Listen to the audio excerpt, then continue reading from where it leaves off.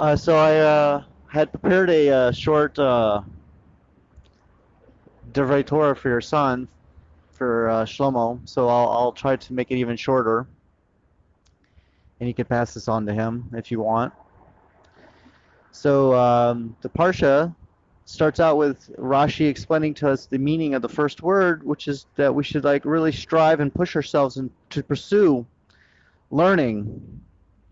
Behukasai, which has the shorish of the hok, and a hok is often described as something that we don't fully understand. When we push ourselves beyond our normal, that is the hok. We have to find the inner will to push ourselves to do some mini mitzvot, to do mitzvot in general. Sometimes we have obvious reasons, but then when we don't have the obvious reasons, we have to find those reasons, and that takes effort and pursuit.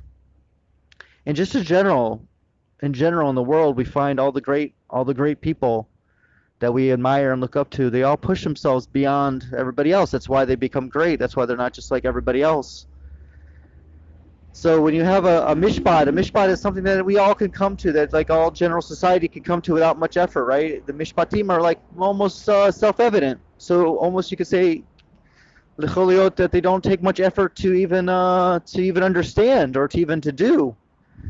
But when it becomes to a hulk, that's when we have to push ourselves. We have to strive to do it.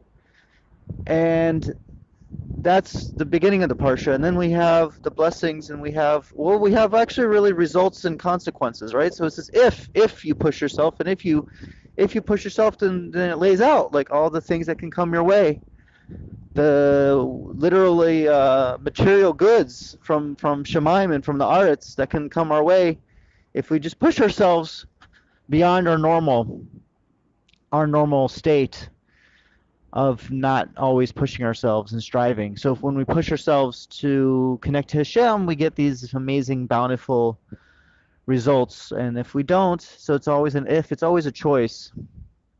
We always have this free will part inside of Judaism. So if you do it, then that's what you get all these things that are mentioned in the Torah.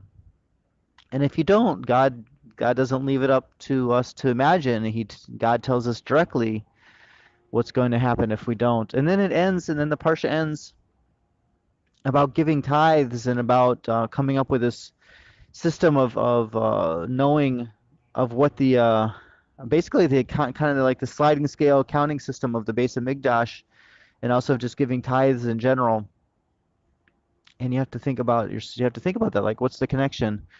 So when you have to give money from your own pocket to other people, sometimes you have to push yourselves to do that. Like sometimes you're like, oh, that guy or that woman or that person, oh, they're so lazy. Like, oh, they're not doing anything. They're just sitting around. Like, why should I give them money? Like, why should I give from my hard-earned money? Why should I give to anybody else? Like sometimes we have this. It's mentioned in the Pirkei Avot. Like we have this midot of Sodom. Like hey, like what's mine is mine and what's his is his. But like, hey, I don't want to have to give to anybody, right?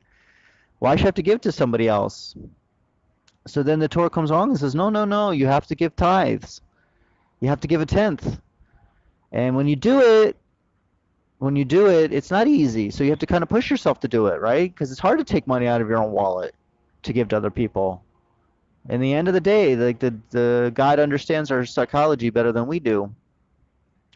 So I think the beginning of the parsha and the end of the parsha are very well connected, are very easily connected to this idea of pushing ourselves beyond our normal state. Our normal state, according to that Pirkei Avot, is like we're the average person. The average person is like, hey, what's mine is mine, and what's his is his, and I don't have to give. I don't have to push myself to give to other people. That's the normal state. It says that's the average person. But then the next line in that Pirkei Avot says, no, no, no. We should have something. But we should also give. We should take from what we have and give to others, and that's the midot of the chassid, of the chassidim, of the pious person.